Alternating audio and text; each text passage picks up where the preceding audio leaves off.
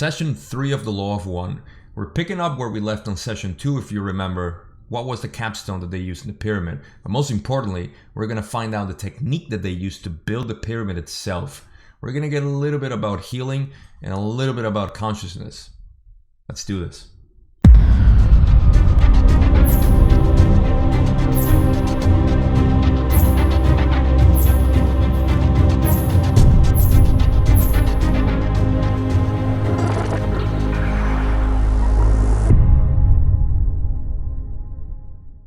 This session begins with Don asking Ra if the ritual they perform was correct, because in the past session, Ra gave them a way to create a sacred environment for the channeling. So he asked a couple of questions about if the ritual was performed right and if the items that Carla obviously had been using were properly aligned. Remember from the introduction that they had to create a specific alignment with the items that Carla was familiar with and all this stuff. So that's how the beginning of the session starts, with just a bunch of questions about that. And then Don goes into the last question that they left in the previous session and asks about the capstone in the pyramid. Now he gets the answer that I won't read to you, but I'll just tell you that there was actually an original capstone that was made of granite, and that was the purpose of that was for channeling the energies at the top, I believe, and also for ventilation because of the crystalline aspect of the granite. And crystalline has a different meaning in the Law of One, meaning that is the arrangement of what we call atoms, which is just the energy inside the crystals. And that allows the energy to flow, and also something about the air flow, almost like ducts, he says. And that was the original capstone made of granite. And then they created, the people, once Ra left, they created another capstone that was made of partially gold, and it was done mostly for the idea of creating like a royal place. You know, remember they kind of took over the pyramid and made it like this elite thing. So, but Ra says that the second capstone, still had the same purpose. In any case, those were the two capstones that they use. But let's jump into the first question that I want to share with you. How were the blocks moved? You must picture the activity within all that is created. The energy is, though finite, quite large compared to the understanding distortion by your peoples. This is an obvious point well known to your people, but little considered.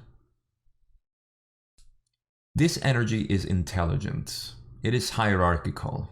Much as your mind-body-spirit complex dwells within a hierarchy of vehicles and retains, therefore, the shell or shape of field and the intelligence of each ascendingly intelligent or balanced body, so does each atom of such a material as rock.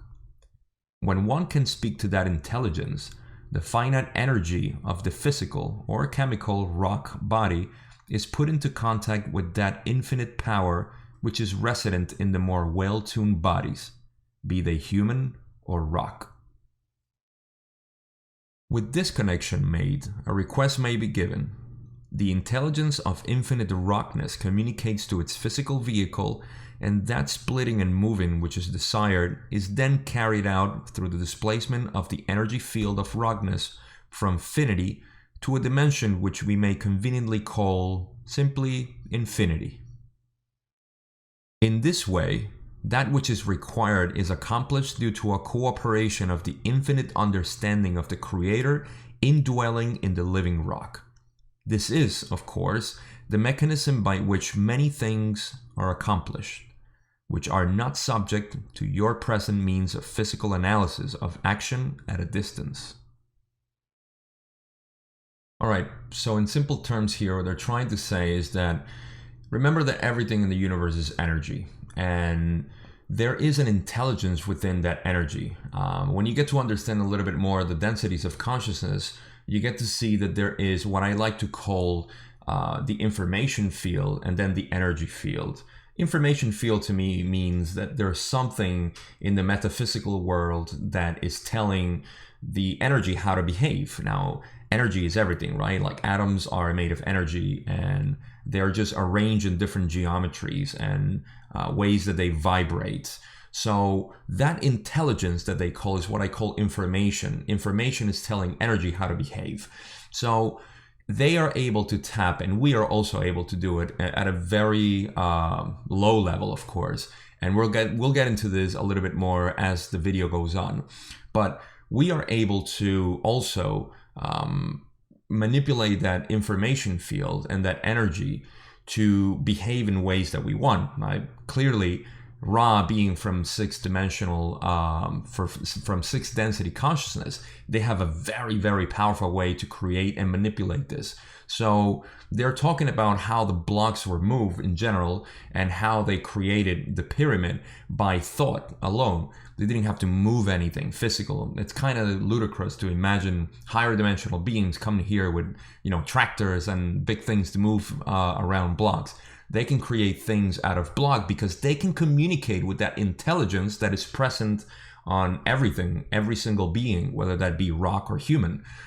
It's present there. So they are basically telling let's call it the genetic code of the rock how to behave in real time. So that's how they created the pyramids themselves.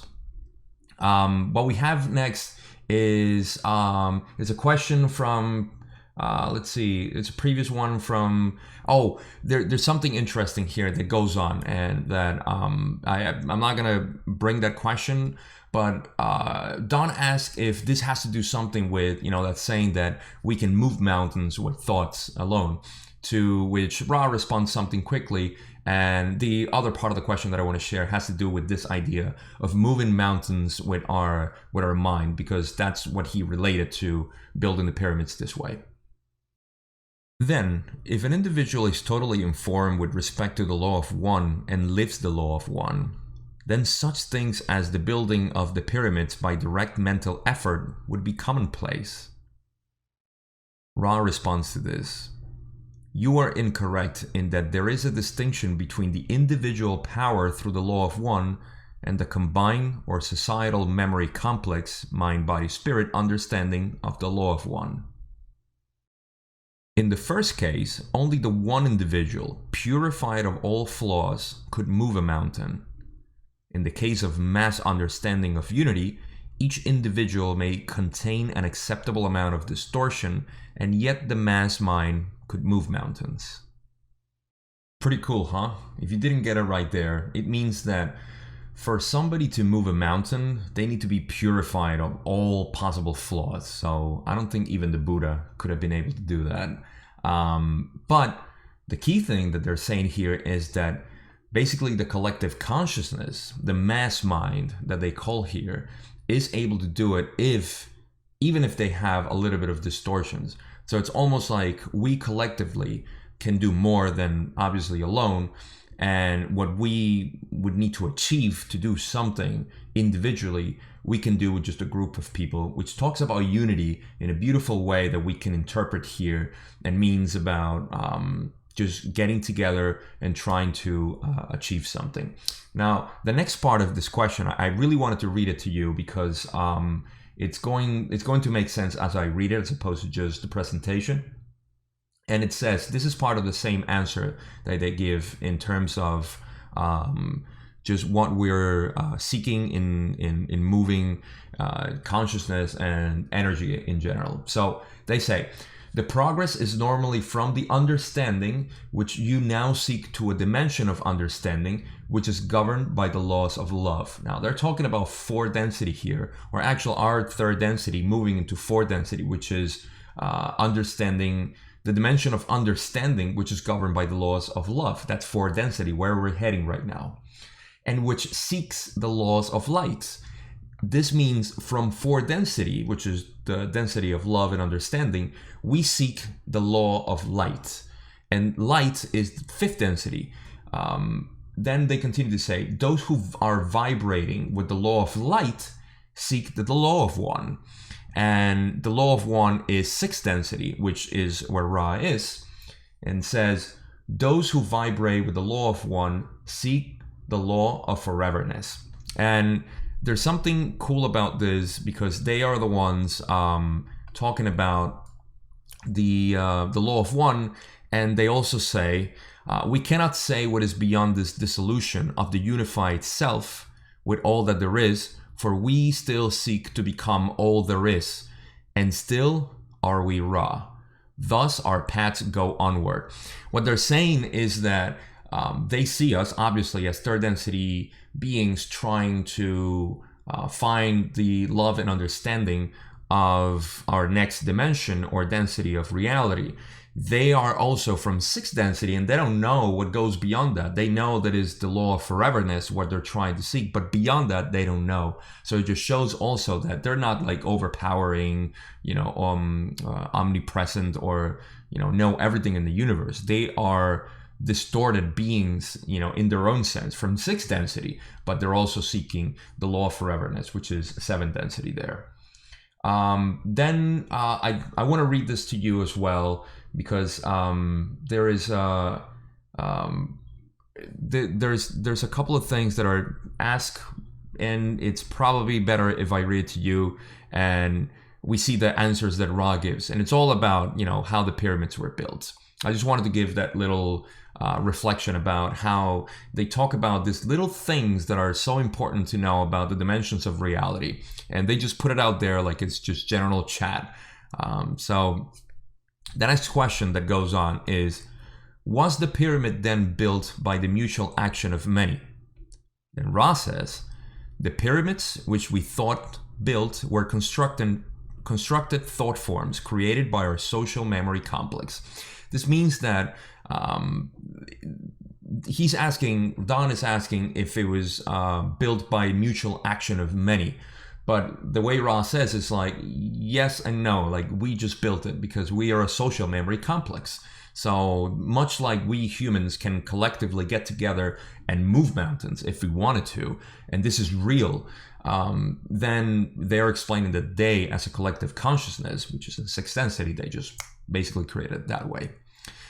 The next question is, then the rock was created in place rather than moved from someplace else? Is that correct? And this is crucial because a lot of historians talk about like how they moved the blocks and all this stuff. Nonsense. Ra says, we built with everlasting rock, the Great Pyramid, as you call it. Other of the pyramids were built with stone moved from one place to another. So the Great Pyramid itself was created with a thought form, like they said. And everlasting rock is something that's going to get really deep right now, but bear with me here. And they say that other pyramids are actually, or were built with a rocks move from a place to another. And now Don asks, what is everlasting rock? And I'm just going to read what he says here, because this is actually a pretty confusing answer. And, I can only give you my interpretation of it. Ra says about everlasting rock, if you can understand the concept of thought forms, you will realize that the thought form is more regular in its distortion than the energy fields created by the materials in the rock, which has been created through thought form from thought to finite energy and beingness in your, shall we say, distorted reflection of the level of thought form. No, and it's funny because he asks at the end, may we answer you in a more helpful way? Don goes to another question, of course, but let me try to explain my interpretation of everlasting rock. We already know that there is the intelligence of the information field that is telling energy how to behave. And when you get this intertwined with the idea that you can tell or talk to the intelligence of the energy, then that everlasting rock is basically the infinite existence of that energy within what we call beingness. And that's what he says here of how we perceive this energy as material or solid physical objects. So that's what everlasting rock is. It's almost like saying everything is infinite and we just talk to it and create this. At least that's what my interpretation is. We'd love to see what everybody else would say about this. Then it goes into if this is actually a question that I'll cover in the next presentation, because I think what it says needs to be read. So let's get into it. This is rather trivial, but I was wondering why the pyramid was built with many blocks rather than creating the whole thing as one form created at once. There is a law which we believe to be one of the more significant primal distortions of the law of one. That is the law of confusion. You have called this the law of free will. We wish to make a healing machine, or time-space ratio complex, which was as efficacious as possible. However, we did not desire to allow the mystery to be penetrated by the peoples in such a way that we became worshipped as builders of a miraculous pyramid. Thus, it appears to be made, not thought. Okay, so this one is pretty simple. They just decided to create the pyramid like it was built in a way that it was confusing for people because they didn't want to create something that's like not explainable by third density beings, and especially knowing the level of consciousness that we had at the time. So that's the answer of why the pyramid wasn't built with thought form, especially a way that nobody else can explain. They would be interrupting free will at this point of people discovering actually, what the nature of reality is by finding these artifacts. So that's the one reason. And the next question is the last one we're going to cover because, again, as Ra says, Carla is at that point of failing, her energy, and then they don't want to fatigue her too much. So let's get into that question and read what he says. Does the shape of the pyramid have a function in the initiation process? This is a large question. We feel that we shall begin and ask you to reevaluate and ask further at a later session. This somewhat, shall we say, informative point. To begin, there are two main functions of the pyramid in relation to the initiatory procedures. One has to do with the body. Before the body can be initiated, the mind must be initiated. This is the point at which most adepts of your present cycle find their mind-body-spirit complexes distorted from. When the character and personality that is the true identity of the mind has been discovered, the body then must be known in each and every way. Thus, the various functions of the body need understanding and control with detachment. The first use of the pyramid, then, is the going down into the pyramid for purposes of deprivation of sensory input so that the body may, in a sense, be dead and another life begin. Okay, so basically what he's saying here is that the function of the pyramid in the initiation process was first to make the mind initiated and then the body. This sounds a lot like an ayahuasca trip or a psychedelic therapy in and of itself. If you're familiar with that type of work, what we're trying to do is reconnect with the self. The true identity of self is what they call, and it kind of makes sense because when you come into this reality, this third density reality, you're kind of confused as to who you are, where you come from, what's your purpose. I mean, those are the classic questions we ask ourselves, as humans.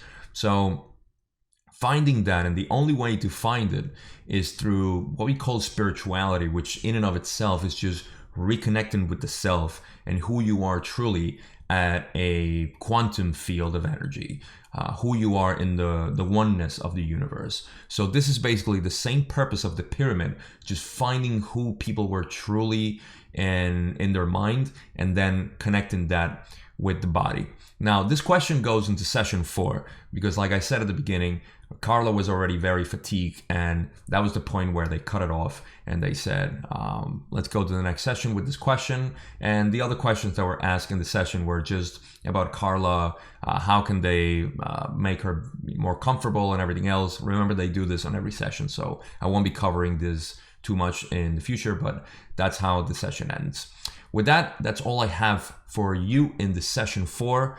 Session 3, session 4 is next, and we're going to continue with this question then. And that's it. So remember, subscribe, like, it helps, and just stay in touch with the community if you want in the Facebook group that I have listed in the description below, and ask any questions you want. I love it. All right, I'll see you in session 4. Much love.